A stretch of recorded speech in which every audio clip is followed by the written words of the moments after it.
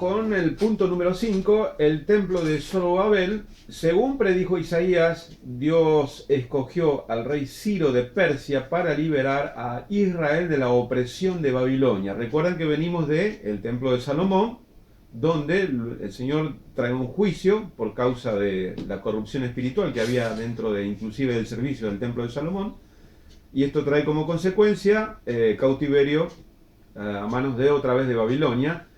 Según lo relata así Isaías 45:1, Jehová también animó a su pueblo a regresar a Jerusalén bajo el liderazgo de Zorobabel de la tribu de Judá. Según lo que leemos acá, el pueblo llegó en 537 a.C. tras los 70 años de desolación predichos por el profeta Jeremías con el propósito de reedificar el templo según Esdras capítulo 1 versículo del 1 al 6. Vamos a leer Isaías, lo vamos a leer directo, no lo puse al texto porque lo vamos a leer acá directamente de la palabra de Dios. Isaías 45:1. Busquen junto conmigo, vamos a leer Isaías 45. Es un solo versículo, así dice: Jehová ha ungido a Ciro, al cual tomé yo por su mano derecha para sujetar naciones delante de él y desatar lomos de reyes, para abrir delante de él puertas y las puertas no se cerrarán. Fíjense, es interesante cómo la expresión en el libro del profeta Isaías, donde estamos leyendo, capítulo 45, verso 1, con referencia al rey Ciro. Fíjense en que Dios utiliza las naciones a su disposición, porque Él mantiene un control absoluto porque es soberano en este mundo, no solamente en el planeta Tierra, a escala planetaria, sino también en todo el universo. Como lo mencioné yo varias veces acerca del estudio que tuvimos del reino, ¿recuerdan? Bueno, Él es soberano, no hay nada que se pueda escapar de su reino, de su imperio, de su soberanía. Por eso utiliza en este caso, fíjense que utilizó a Ciro para liberar a la nación de Israel. Primero toma a Babilonia para establecer su juicio y llevarlos cautivos. Ahora utiliza al rey Ciro para liberarlo. Y para eso tenemos que ir al libro de Esdras. Ahora sí, esto sí lo tengo en pantalla, lo leemos en el capítulo número 1 de Esdras, versículo 1 y 2, y dice así: en el primer año de Ciro, el rey de Persia, para que se cumpliese la palabra de Jehová por boca de Jeremías, despertó Jehová el espíritu de Ciro, rey de Persia, el cual hizo pregonar la palabra y también por escrito por todo su reino, diciendo, fíjense lo que dijo el rey de Ciro de Persia: así ha dicho Ciro, rey de Persia, Jehová, el Dios de los cielos, me ha dado todos los reinos de la tierra y me ha mandado que le edifique casa en Jerusalén, que está en Judá. ¿Qué le parece? Vamos a leer, seguimos leyendo Esdras 1, 3 y 4. Capítulo 1, verso 3 y 4 dice: quien haya entre ustedes de su pueblo, sea Dios con él, y suba a Jerusalén que está en Judá, y edifique la casa de Jehová, Dios de Israel. Él es el Dios, la cual está en Jerusalén. Y a todo el que haya quedado, en cualquier lugar donde more, ayúdenle los hombres de su lugar con plata, oro, bienes y ganado, además de ofrendas voluntarias para la casa de Dios, la cual está en Jerusalén. 5 y 6 del capítulo 1. Entonces se levantaron los jefes de las casas paternas de Judá y de Benjamín, y los sacerdotes y levitas, todos aquellos cuyos espíritus despertó Dios para subir a edificar la casa de Jehová, la cual está en Jerusalén. Y todos los que estaban en sus alrededores les ayudaron con plata y oro, con bienes y ganado, y con cosas preciosas, además de todo lo que se ofreció voluntariamente. Fíjense en el propósito que Dios tiene con esto del templo. ¿Se dio cuenta? Yo creo, espero que usted alcance a discernir el propósito que Dios tiene con esto de los templos. Hay algo que va más allá del templo mismo, del templo en sí. Hay algo más importante que el templo. También lo dijo el Señor Jesús cuando comenzó, ya había principiado su ministerio. Él llegó a decir que alguien más importante y más valioso que el templo está en este lugar, y se refería a su persona. Por eso es interesante y muy importante tratar de comprender correctamente desde la perspectiva bíblica lo que quiere decir el templo de Dios. ¿Sí? Es muy importante. Como acabamos de leer en Esdras recién, fíjense en que dice que Dios despertó el espíritu de los sacerdotes, de los levitas. Él puso el espíritu. Fíjense, primero toca a Ciro, rey de Persia. Luego él proclama a nombre de Dios, el nombre de Dios y su palabra por toda la nación, y ordena que los hebreos vayan y los que están en la zona donde se va a construir el templo colaboren y ayuden. Y él dice que Dios envía espíritu a los sacerdotes y levitas para que colaboren, y movió el espíritu de ellos. Eso me llama mucho la atención. Yo no sé si usted reparó en esa intención que Dios tiene detrás del templo. Ahora bien, continuamos leyendo. Templo de Zorobabel. Estamos en el templo de Zorobabel. Yo quiero mostrarles, le voy a mostrar las imágenes del templo de Zorobabel. Lo que pudo haber sido el templo de Zorobabel. Ahí lo tienen en pantalla. Es un templo mucho más... ¿cómo podemos decir? Más sobrio, no tan lujoso como era el templo de Salomón, ¿sí? Como ustedes lo pueden pasar en el video cuando lo van a ver, ahora que lo están viendo, pueden volver atrás y comparar cómo era la diferencia que había con el templo de Salomón, el lujo que tenía, comparado con el templo de Zorobabel, mucho más humilde que el templo de Salomón, ¿sí? Mucho menos lujoso.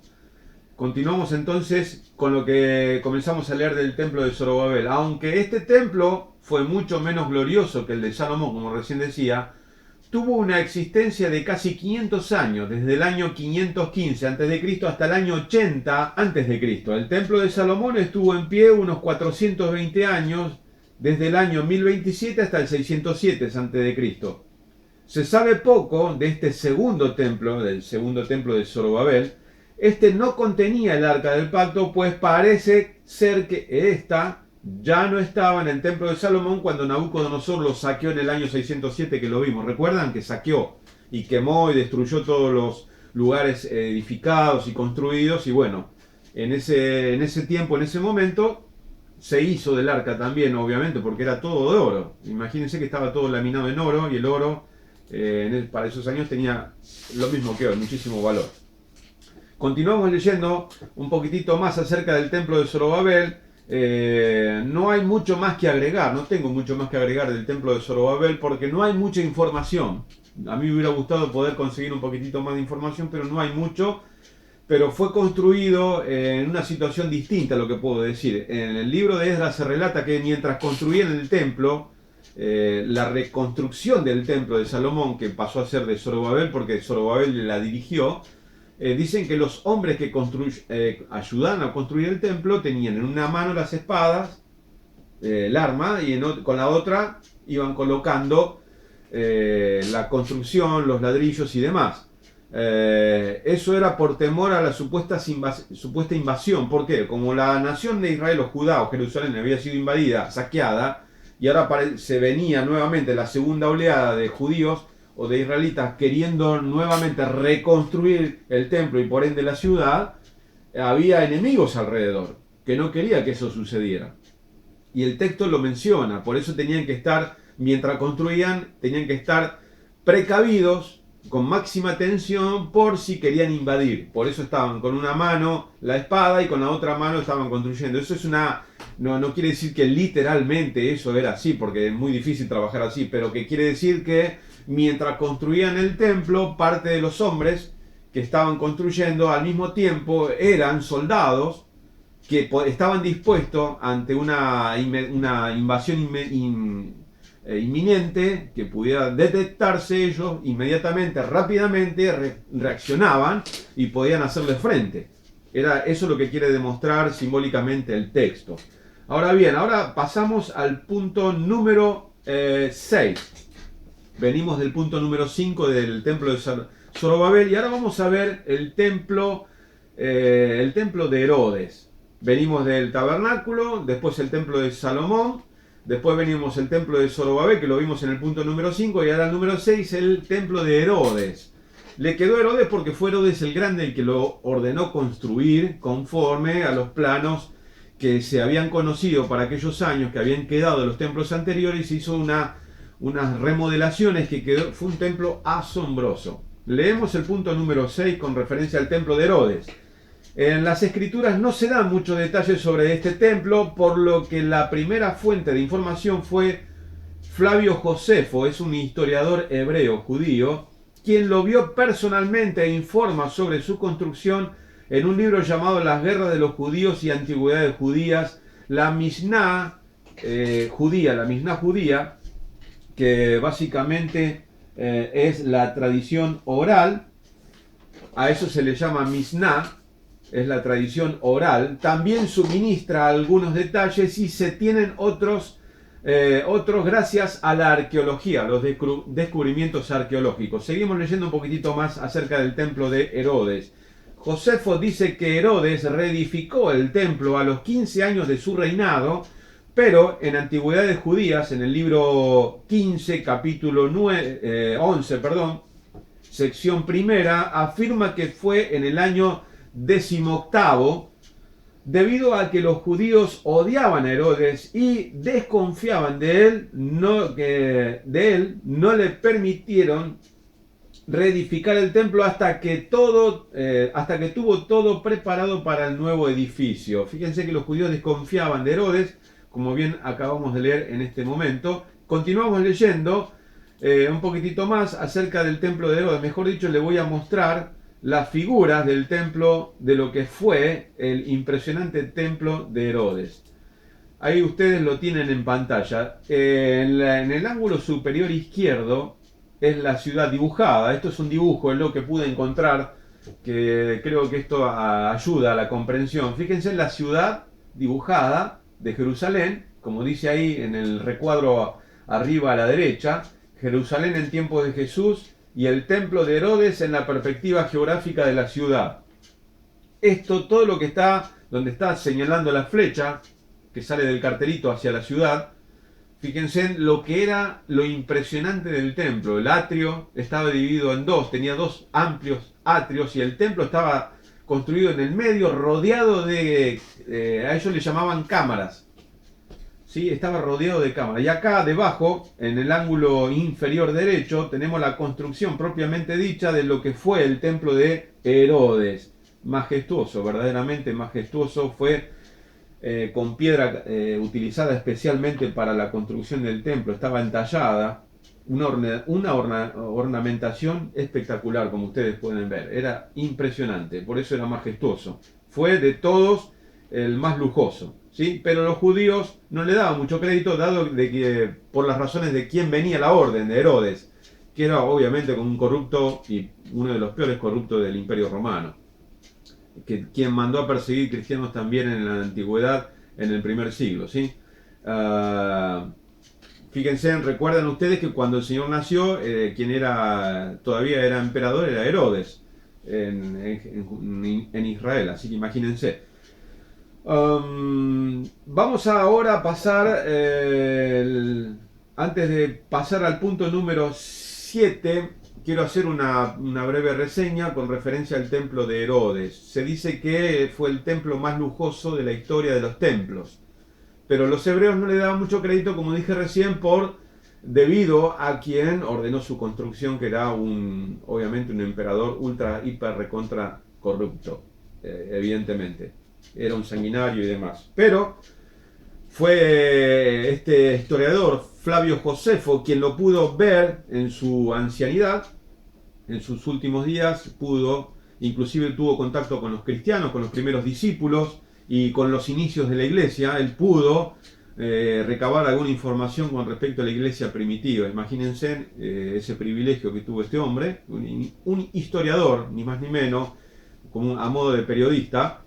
Y que eso es lo que se consigue hasta el día de hoy como información. Muy bien, ahora seguimos en el punto número 7. El punto número 7, como ustedes lo tienen en pantalla, el templo espiritual de Dios. Venimos de la construcción física de los templos, ¿sí?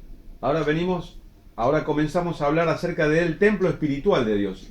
Este es el punto central de lo que quiero y deseo de todo corazón que podamos comprender y entender.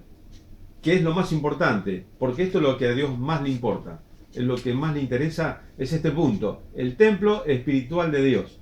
El tabernáculo que construyó Moisés y los templos de Salomón, Zorobabel y Herodes fueron solo tipos o representaciones, tipos o representativos. La Biblia enseña al respecto que el tabernáculo, cuyas características básicas se incluyen en los templos posteriores, era, como dice acá, una representación típica y sombra de las cosas celestiales.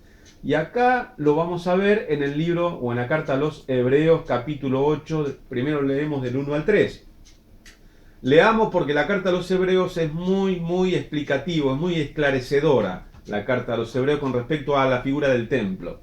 Ahora bien, el punto principal de lo que venimos diciendo es que tenemos tal sumo sacerdote, el cual se sentó a la diestra del trono de la majestad en los cielos, ministro del santuario y de aquel verdadero tabernáculo que levantó el Señor y no el hombre. Y acá lo puse en blanco, subrayado, porque es lo más importante. Que dice, repito la última parte, y de aquel verdadero tabernáculo que levantó el Señor y no el hombre. Porque todo sumo sacerdote está constituido para presentar ofrendas y sacrificios, por lo cual es necesario que también éste tenga algo que ofrecer. Se refiere al sacerdote. Al sumo sacerdote presentaba ofrendas, sacrificios por el pueblo y también tenía que ofrecer por su propia vida algo, por lo de su propia vida y familia, ¿sí? Algo. Continuamos leyendo la carta a los Hebreos 8, 4 y 5. Capítulo 8, verso 4 y 5. Así que, si estuviese sobre la tierra, ni siquiera sería sacerdote, habiendo aún sacerdotes que presentan las ofrendas según la ley, los cuales sirven a lo que es figura y sombra de las cosas celestiales. Figura y sombra de las cosas celestiales. Quiere decir que es comparativo, es una figura, es un símbolo, es una perspectiva. Nos está dando a entender de que esto es un reflejo, como se le advirtió a Moisés cuando iba a erigir el tabernáculo. ¿Recuerdan? Diciéndole, mira, haz todas las cosas conforme al modelo que se te ha mostrado en el monte. Y esto es importante, muy importante. Moisés hizo todo según lo que Dios le mostró. Continuamos. El templo espiritual de Dios. Estamos en el punto número 7. Las escrituras nos revelan la realidad representada por el tipo. Muestran que el tabernáculo y los templos posteriores representaron el templo mayor y espiritual de nuestro Dios. La tienda verdadera que Dios levantó y no el hombre. Hebreos 8.2. Leemos Hebreos 8.2. Mire bien.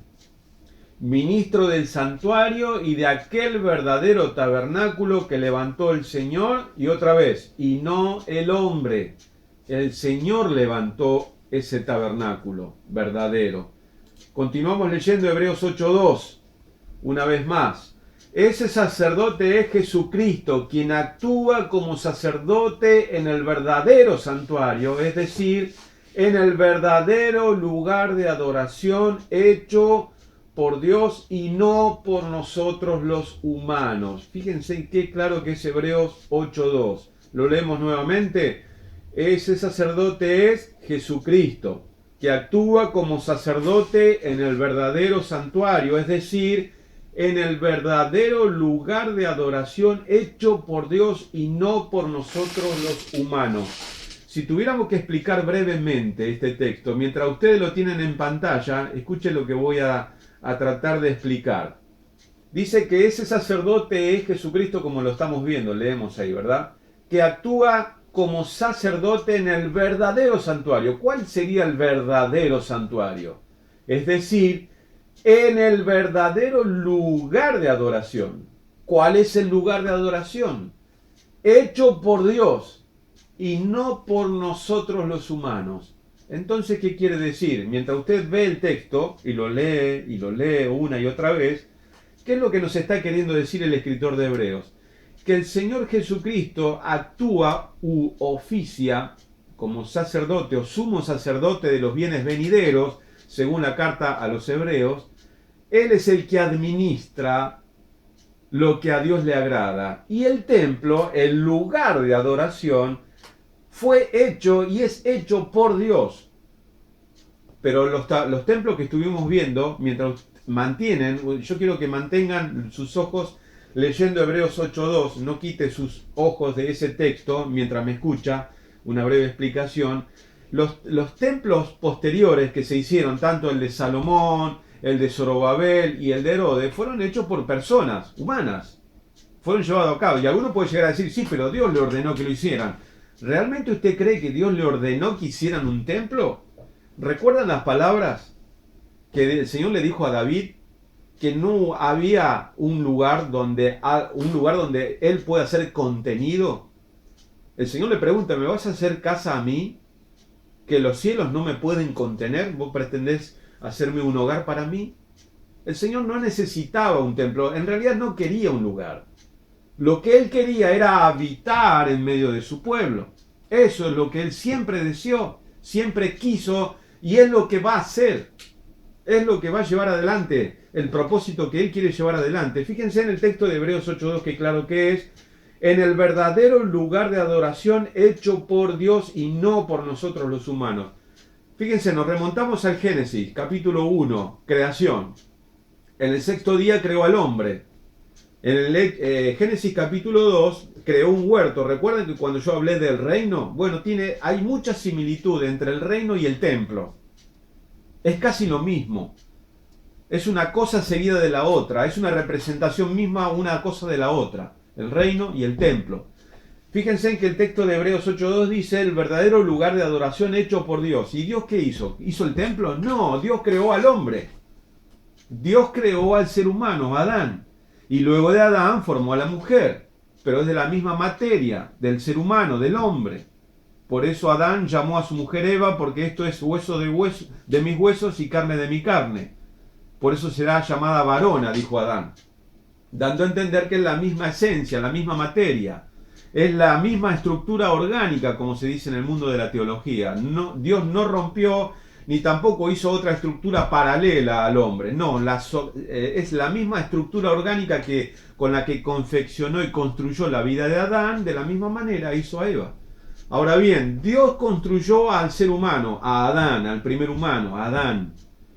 Pero a los templos los ordenó que lo construyeran, en este caso Moisés, por ejemplo, el primero, el tabernáculo. Pero él no lo hizo.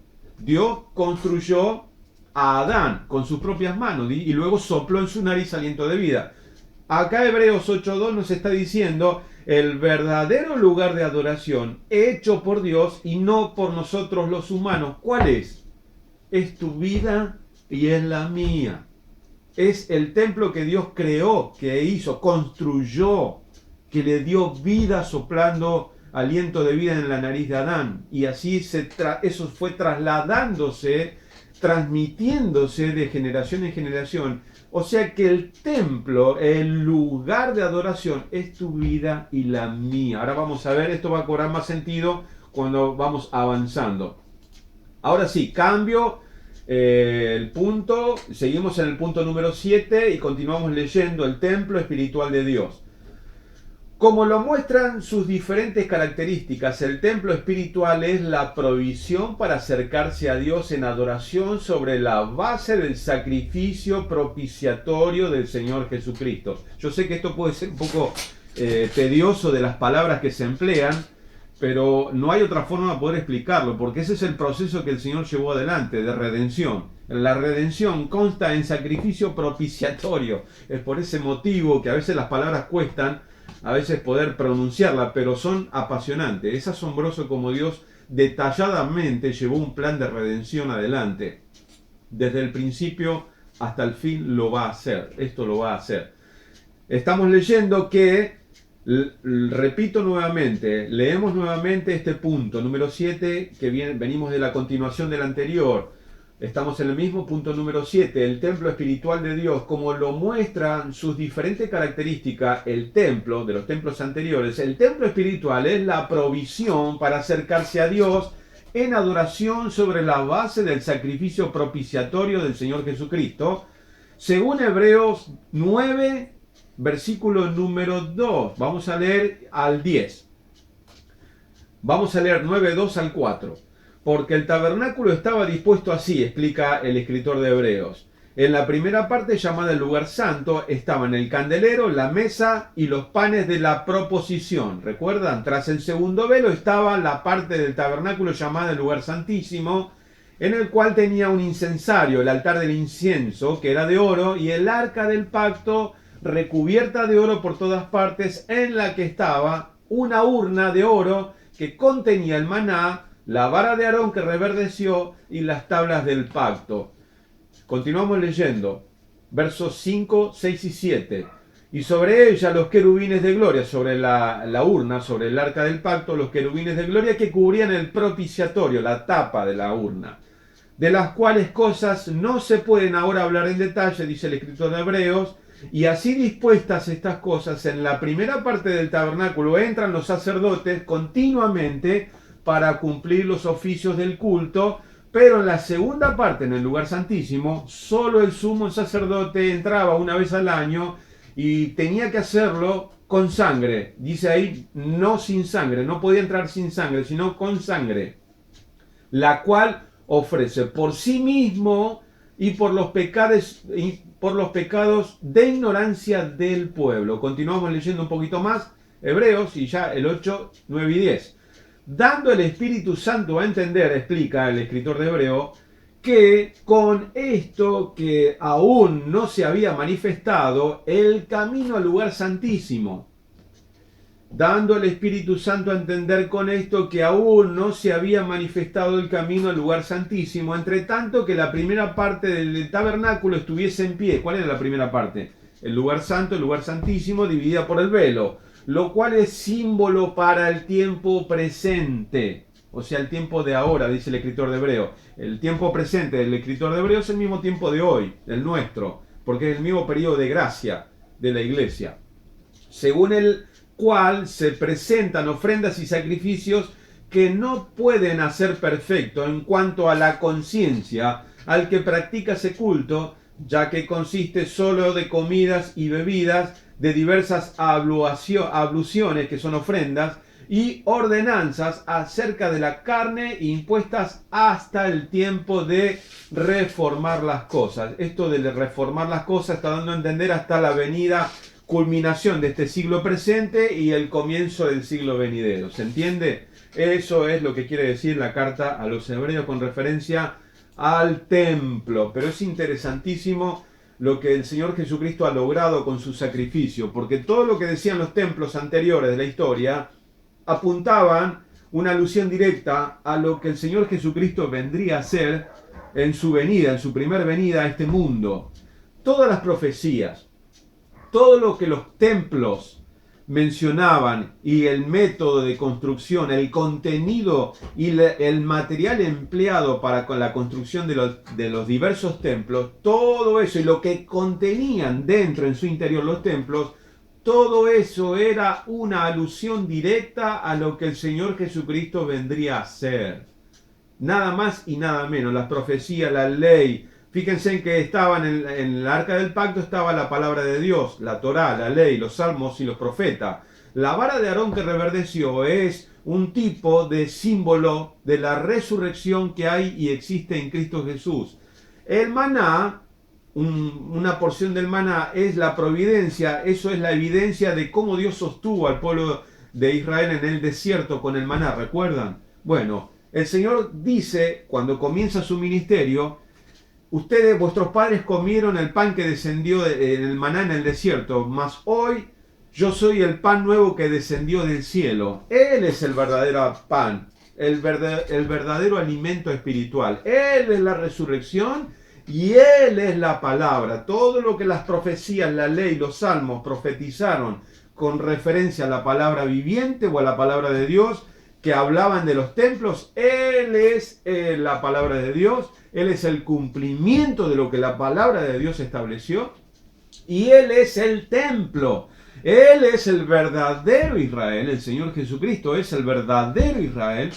Ya no es la iglesia, sino que es el verdadero pueblo de Dios, el verdadero Israel. Él es todo. Y de ahora en más, nosotros tenemos que entender que en Cristo todo se ha cumplido, tal como todo lo que vimos en el Antiguo Testamento con referencia a la ley, los salmos y los profetas y los templos. El propósito es el Señor Jesucristo, el cual ya cumplió cuando expidió en la cruz, cuando dijo Él, consumado es. Luego resucitó y ahí abrió, le entregó ¿recuerdan el estudio de las llaves? Las llaves es para abrir la apertura de las puertas al reino, que también fue motivo de estudio. Y ahora vamos a continuar con este punto número 7 que tiene que ver con el templo espiritual de Dios.